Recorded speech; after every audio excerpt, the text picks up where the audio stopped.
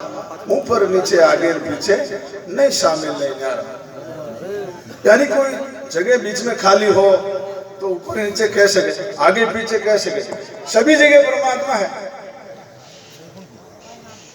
और परमात्मा बोलने वाला अंदर बोल रहा है वही परमात्मा, अलग नहीं है। जैसे एक शिष्य ने जो उपदेश दिया उसको कहा कि भाई यही है जो ज्ञान है कि भाई तू ही परमात्मा है, तेरे ऊपर कोई नहीं है। चला कुछ मतलब मैंने उपदेश दिया ज्ञान में कि तू ही है, तुम्हारे ऊपर कोई नहीं है, तू ही परमात्मा है। तो वो कहा कि भाई मैं परमात्मा कैसे हो सकता हूँ, परमात्मा तो जन्म देने वाले हैं, मृत्यु देने वाले हैं, बारिश बरसाने वाले हैं, गर्मी करने वाले हैं, ये सब इतना काम तो मैं नहीं कर सकता हूँ, तो फिर मैं परमात्मा कैसे हो सकता हूँ। जो विषय भी राय हुए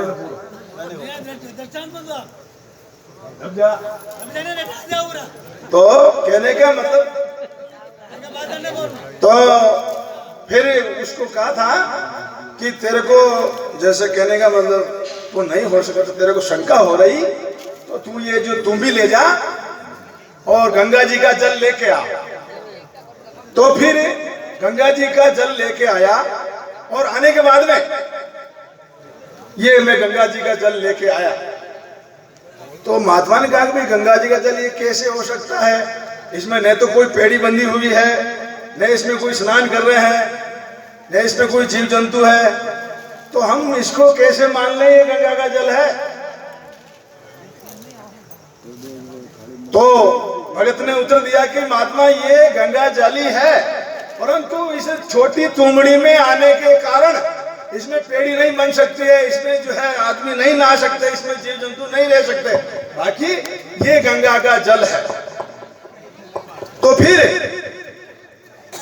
महात्मा ने भी यही कहा तू ही परमात्मा का स्वरूप है, सब करने वाला तू ही है, तेरे ऊपर कोई नहीं है, परंतु इस शरीर रूपी छोटी तुमड़ी में आने के कारण तू सब कुछ नहीं कर सकता, बाकी तू परमात्मा का रूप ही है, तेरे ऊपर कोई नहीं है।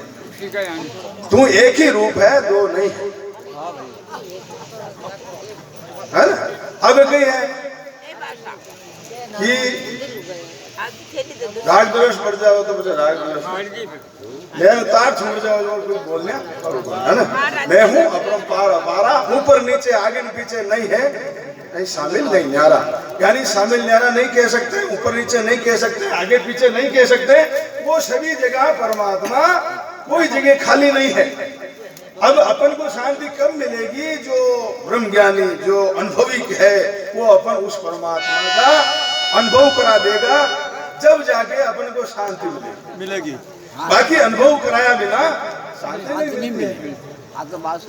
करिया करण करण नहीं करता, कारण नहीं किरतारा, दृष्टा दृश्य नहीं कोई सृष्टि, नहीं मैं सृजनहार, मैं हूँ अपरंपार अपारा।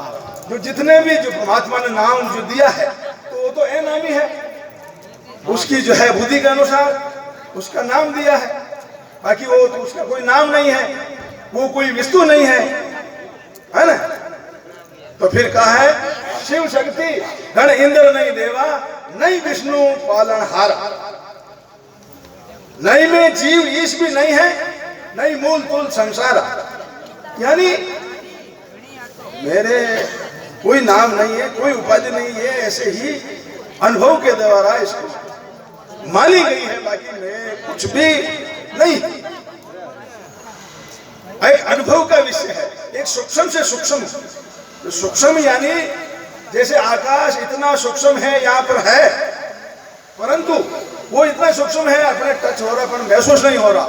तो आत्मा इतनी सूक्ष्म है, कई गुणा सूक्ष्म है, इसलिए गुणातीत है। वो शरीर में रहते हुए भी वो इस पाप होने से शुभ असर से लिपायमान नहीं होती है, उसका अनुभव जो करा देते हैं, तभी जाके अपना जो है ये जन्म सार्थक है, अर्थार्थक है, बाकी तो नहीं है। मान बड़ी के कारण हम जो चलते हैं तो उसमें तो ज्ञान मिलता नहीं है। इसलिए तो फिर कहा है नहीं मैं लोक, रोग नहीं मुझ में, नहीं कोई सूरज अंधियारा, पिंड ब्रह्मंड विश्व नहीं मुझ में, नहीं बिजली नहीं तारा। यानी जितनी भी सामग्री है तीनों लोकों में, उसको हम प्रकाश देने वाले हैं। वो कौन है? ये बोलने वाला वही परमात्मा, वही है जो बोलने वाला वही है। लाल हमारा, हम लालन का, यानी उसी का अंश है। जैसे जल, बर्फ, धूम, पानी, ये सभी जल स्वरूपित हैं, ऐसे ही ये सभी जीव परमात्मा के स्वरूप है। जैसे बादल है, धूम है, यानी बर्फ है, तो जल स्वरूपित है। ऐसे ही ये जितने भी दिखने वाले सब परमात्मा के स्वरूप है।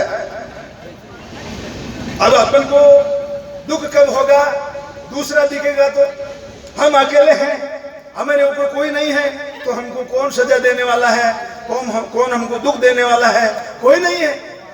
परंतु ये निष्ठा जब अनुभव हो जाएगी, तब हमको ये निष्ठा होगी तो सब दुख मिट जाएगा, बाकी मिटने वाला नहीं है। तो फिर कहा है, ध्याता ध्यान में नहीं, ज्ञाता ज्ञान के पारा, है जू का त्यों मुक्तानंद निजानंद निराधारा।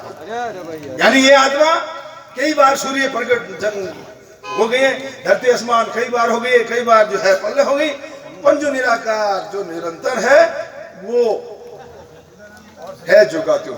बोलो सदगुरु भगवान की जय, बोलो राम जी महाराज की जय। प्यारदास जी महाराज और आपके ब्रदर प्यारदास जी महाराज।